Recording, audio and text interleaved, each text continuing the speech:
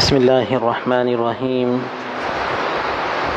نحمده ونصلي على رسوله الكريم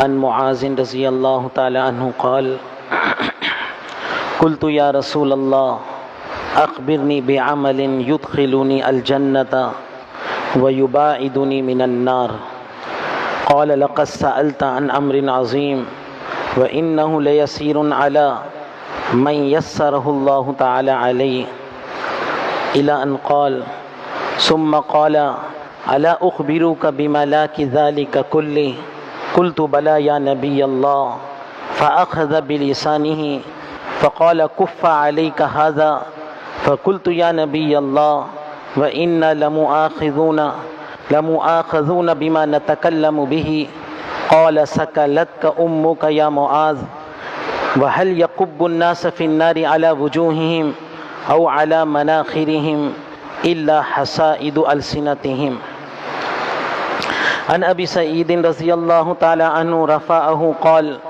إذا أصبح ابن آدم فإن الأعضاء كلها تكفر اللسان فتقول اتق الله فينا فإن نحن بك فإن استقمت استقمنا وإن اعوججت اعوججنا عن سهل بن سعد رضي الله تعالى عنه قال قال رسول الله صلى الله عليه وسلم من يزمن لي ما بين لحييه وما بين رجليه أزمن له الجنة عن سفيان بن عبد الله الثقفي قال قلت يا رسول الله ما أخوف ما تخاف علي قال فأخذ بلسان نفسه وقال هذا عن عبد الله بن عمرو رضي الله تعالى عنه قال قال رسول الله صلى الله عليه وسلم من صمت نجا او كما قال رسول اللہ صلی اللہ علیہ وسلم۔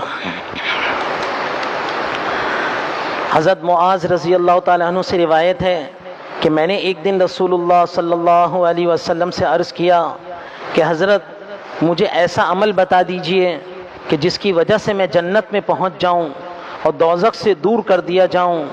آپ صلی اللہ علیہ وسلم نے فرمایا تم نے بہت بڑی بات پوچھی ہے، لیکن بڑی اور باہری ہونے کے باوجود وہ اس بندے کے لیے آسان ہے جس کے لیے اللہ تعالیٰ اس کو آسان کر دے اور توفیق دے دے۔ لو سنو، بڑی طویل حدیث ہے۔ پھر آپ صلی اللہ علیہ وسلم نے دین کی بنیادی باتیں فرمائیں کہ اپنے عقائد کی درست کرو، نماز روزہ زکوٰۃ حج وغیرہ کی پابندی کرو۔ پھر آپ صلی اللہ علیہ وسلم نے فرمایا کیا میں تمہیں وہ چیز بھی بتا دوں جس پر گویا ان سب کا مدار ہے اور جس کے بغیر یہ سب چیزیں ہیچ اور بے وزن ہیں؟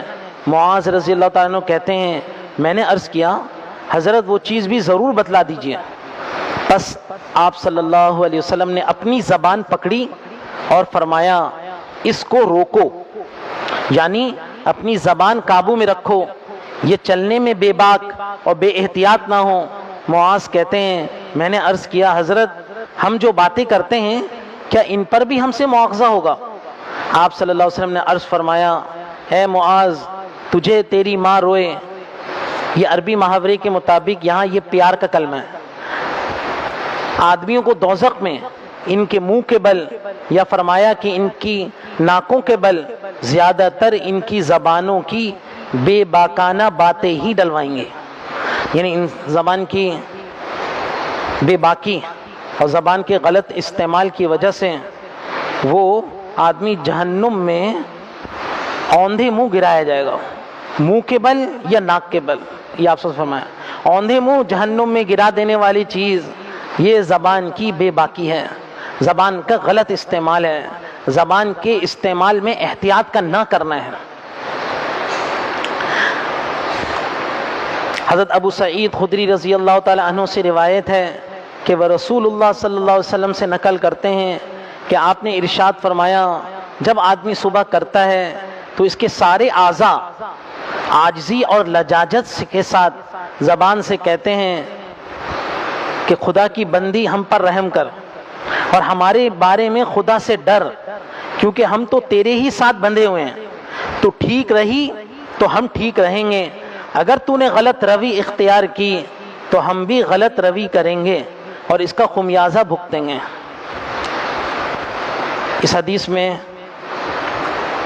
انسان کے اعضاء زبان سے یا تو بزبان حال یا بزبان قال عاجزی اور لجاجت سے کہیں گے کہ تم اپنے استعمال میں احتیاط کرنا، ایسا نہ ہو کہ تمہارے غلط استعمال کی وجہ سے عذاب کے مستحق ٹھہریں، تو جس طرح تمہیں عذاب کا مزہ چکھنا ہوگا تو ہمیں بھی چکھنا ہوگا۔ یہ اعضاء زبان سے کہہ رہے ہیں کہ اپنے استعمال کی حفاظت کرو، صحیح استعمال کرنا۔ حضرت سہل بن سعد سے روایت ہے کہ رسول اللہ صلی اللہ علیہ وسلم نے فرمایا کہ جو شخص ذمہ لے لے اپنی زبان اور اپنی شرمگاہ کا کہ یہ دونوں غلط استعمال نہ ہوں گے، میں اس کے لیے ذمہ داری لیتا ہوں جنت کی۔ آپ صلی اللہ علیہ وسلم فرما رہے ہیں کہ جو اپنی زبان اور اپنی شرمگاہ کی حفاظت کر لیں اور اس کی حفاظت کا ذمہ لے لیں، میں اس کی جنت میں جانے کی ضمانت دیتا ہوں۔ اس حدیث سے پتہ چلا کہ اگر کوئی شخص اپنے آدھے دین کو محفوظ کرنا چاہتا ہے تو اپنے زبان کو محفوظ کر لے، اپنی زبان کے استعمال کو درست کر لے، اپنی زبان کے استعمال میں احتیاط کر لے۔ حضرت سفیان بن عبداللہ ثقفی سے روایت ہے کہ میں نے رسول اللہ صلی اللہ علیہ وسلم سے عرض کیا، حضرت میرے بارے میں جن باتوں کا حضور کو خطرہ ہو سکتا ہے ان میں زیادہ خطرناک اور خوفناک کیا ہے؟ سفیان رضی اللہ تعالیٰ عنہ کہتے ہیں کہ آپ صلی اللہ علیہ وسلم نے اپنی زبان مبارک پکڑ کے فرمایا، سب سے زیادہ خطرہ اس سے ہے۔ ان احادیث میں آپ صلی اللہ علیہ وسلم اس بات کی طرف توجہ دلا رہے ہیں کہ آدمی اپنے زبان کے استعمال کو درست کر لے، اس زبان کو اللہ کی مرضیات میں استعمال کرے، اللہ کی نافرمانی کے میں استعمال کرنے سے بچائے۔ یہ زبان کا غلط استعمال بہت بڑی بیماری ہے، اپنی اس بیماری کی اصلاح کرے اور اپنے زبان کو کنٹرول کرے۔ اگر اس پہ اس نے کنٹرول نہیں کیا تو بہت سارے گناہوں میں مبتلا ہو سکتا ہے، بہت سارے گناہ اس سے سرزد ہو سکتے ہیں۔ آدمی کو ہر وقت کی فکر لاحق رہے کہ میرے سے کوئی گناہ سرزد نہ ہو، اور گناہ کا ایک بہت بڑا آلہ یہ زبان ہے۔ اگر آلہ زبان کو اس نے کنٹرول کر لیا تو بہت سارے گناہوں سے محفوظ رہ سکتا ہے۔ یہ زبان بھی ایک بڑی عجیب نعمت ہے، بڑی عظیم نعمت ہے۔ یہ اللہ کی طرف سے ایسی مشین مل گئی ہے جو پیدائش سے لے کر موت تک خود چل رہی ہے، نہ اس کو مرمت کی ضرورت ہے، نہ اس کو تیل کی ضرورت ہے، نہ اس کو سروس کی ضرورت ہے۔ یہ خود کار مشین ہے جو انسان کے ذہن میں کوئی بات آتی ہے اور زبان سے وہ اس کا اظہار کر دیتا ہے، اس کے لیے اس کو کوئی محنت نہیں کرنی پڑتی۔ بڑی عظیم نعمت ہے۔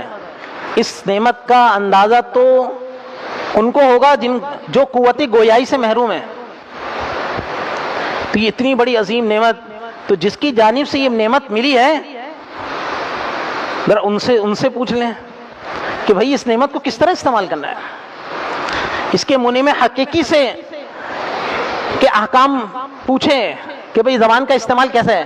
یہ جو نعمت ملی ہوئی ہے بغیر کسی محنت کے، بغیر کسی قیمت کے، کیا اس کو اپنی مرضی سے استعمال کرنا ہے یا اللہ کی مرضی میں کے مطابق استعمال کرنا ہے؟ اس زبان کی نعمت کا حق اللہ کے احکام کے مطابق اس کو استعمال کرنے میں ہے۔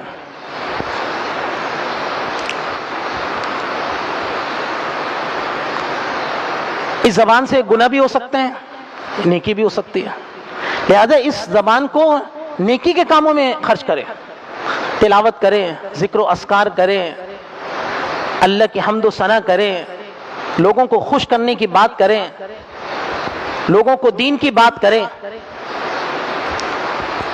اور اس زبان سے گناہ بھی بہت ہو سکتے ہیں۔ اسی زبان سے غیبتیں ہوتی ہیں، اسی زبان سے آدمی جھوٹ بولتا ہے، اسی زبان سے آدمی دوسرے کی دل آزاری کرتا ہے، اسی زبان سے آدمی فحش کلامی کرتا ہے۔ تو اس زبان کو نیکی کے کاموں میں استعمال کرے۔ اپنے آپ کو زبان سے کے گناہ سے بچائے، زبان کے استعمال کو درست کرے۔ اس کا طریقہ کیا ہے کہ زبان کیسے درست استعمال ہو؟ تو بزرگوں کا مقولہ ہے کہ پہلے سوچو پھر بولو۔ پہلے بات کرنے سے پہلے سوچو کہ مجھے کیا بات کرنی ہے، کہیں اس بات میں کوئی جھوٹ تو نہیں ہے، جو میں بات کر رہا ہوں یہ ناجائز تو نہیں ہے، جو میں بات کرنے جا رہا ہوں اس میں مبالغہ آرائی تو نہیں ہے، جو میں بات کرنے جا رہا ہوں اس میں کوئی اللہ کے احکام کی خلاف ورزی تو نہیں ہے، اللہ کی کوئی احکام حکم تو نہیں ٹوٹ رہا۔ یہ سوچے پھر بولے۔ بعض لوگوں کی زبان بڑی کینچی کی طرح چلتی ہے، بہت ٹر ٹر کرتی ہے، تو اس کو سنبھالے۔ اگر بولنے سے پہلے سوچ نہیں سکتا تو کم سے کم بولنے کے بعد سوچ لے کہ جو میں نے بات کہی ہے یہ درست ہے یا نہیں، جائز ہے یا نہیں، میں نے کوئی غلط بات تو نہیں کہہ دی۔ اپنا محاسبہ کرے۔ اگر اس کو یہ فکر اور محاسبہ لگ جائے تو پھر وہ آئندہ احتیاط کرے گا، آہستہ آہستہ اس کی زبان صحیح استعمال ہونے لگے گی۔ لیکن اگر وہ نہ بولنے سے پہلے سوچیں نہ بولنے کے بعد سوچیں تو پھر اس کی بے باکی جو ہے وہ اس کو جہنم میں اوندھے منہ گرا دے گی۔ حدیث میں آپ کیا فرما رہے ہیں کہ یہ زبان ہی انسان کو جہنم میں اوندھے منہ گرا دے گی۔ اگر اس نے خود اس کی حفاظت نہیں کی، سوچیں، یہاں تو زیادہ بولنے کو کمال سمجھا جاتا ہے، غلط ہے، یہ کمال نہیں ہے، یہ اپنے آپ کو فتنے میں ڈالنا ہے، اپنے آپ کو جہنم کا مستحق بنانا ہے۔ اس لیے آپ صلی اللہ علیہ وسلم کیا ارشاد فرما رہے ہیں حدیث میں، ارے جو چپ رہا وہ نجات پا گیا، من صمت نجا، جو چپ رہا وہ نجات پا گیا۔ امام شافعی رحمہ اللہ اتنے بڑے امام ہیں، ان سے کوئی آ کے کوئی بات پوچھتا تو وہ خاموشی اختیار فرماتے اولا، اور بعض اوقات طویل خاموشی اختیار فرماتے۔ تو پوچھنے والے پوچھتے حضرت آپ خاموش ہو گئے کر کے میں یہ سوچ رہا ہوں کہ میرے اس کہنے میں بھلائی ہے یہ کہنے میں برائی ہے، یہ نہیں کہ میں جو بات کہنے چاہ رہا ہوں اس میں میرے وبال تو نہیں، میں اس پر غور کر رہا ہوں۔ تو آدمی کو یہ فکر ہو۔ حضرت ابو بکر صدیق رضی اللہ تعالیٰ عنہ جو تمام انبیاء کے بعد سب سے افضل انسان ہے، وہ ایک مرتبہ اپنی زبان کو مروڑ لیتے ہیں۔ لوگوں نے پوچھا حضرت کیا فرما رہے ہیں؟ آپ رضی اللہ تعالیٰ نے فرمایا ان ھذا اوردنی الموارد، ارے یہ وہ چیز ہے جو ہلاکتوں میں ڈالنے والی ہے۔ کہ ایسا نہ ہو کہ زبان کے غلط بول سے میں ہلاکت میں پڑ جاؤں۔ آپ صلی اللہ علیہ وسلم کی ذات مبارکہ جو اس دنیا میں لوگوں کو کیا کہتے ہیں ہدایت پہنچانے کے لیے آئی، اور آپ صلی اللہ علیہ وسلم کا کام سب سے زیادہ زبان کے استعمال کا تھا، اور آپ صلی اللہ علیہ وسلم نے ہر چھوٹی بات کہنے میں کوئی تعمل اور کوئی کسر نہیں چھوڑی۔ لیکن صحابہ کرام عرض کرتے ہیں کہ ہم نے آپ صلی اللہ علیہ وسلم کو دیکھا، کان رسول اللہ صلی اللہ علیہ وسلم طویل الصمت، کہ آپ صلی اللہ علیہ وسلم طویل خاموشی فرماتے تھے، یعنی جب آپ صلی اللہ علیہ وسلم خاموشی بھی طویل ہوتی تھی، یہ نہیں زیادہ بولے جا رہے نہیں، طویل خاموشی۔ تو طویل خاموشی میں ہی نجات ہے، ضرورت کے بقدر بولنا ہے، کیونکہ انسان کی زبان جو ہے پھر وہ پھسل گئی تو ایسا نہ ہو کہ یہ جہنم میں اوندھے منہ گرانے کا باعث بن جائے۔ اللہ پاک ہمیں زبان کا صحیح استعمال نصیب فرمائے۔ وآخر دعوانا الحمدللہ رب العالمین۔